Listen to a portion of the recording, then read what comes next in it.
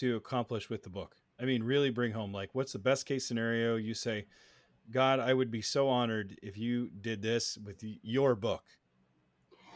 Bring people to God. Bring people to God. You know, Mm. it's the point is not to get you to change your sexuality. You know, that's not the ultimate goal. The ultimate goal is to help people to say, oh, this Christian worldview is really attractive.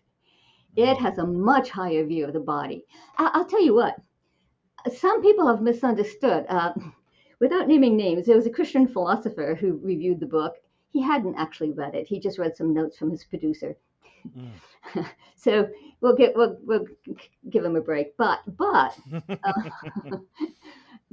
he said, you know, Nancy's wrong when she says that materialism has a lower view of the body, because materialists think the body is all that exists, the physical world, right, is all that exists, and so they have actually a too exalted view of the body. To which I say, no, if you think the body is a product of mindless, purposeless, random forces, you do not have a high view of the body.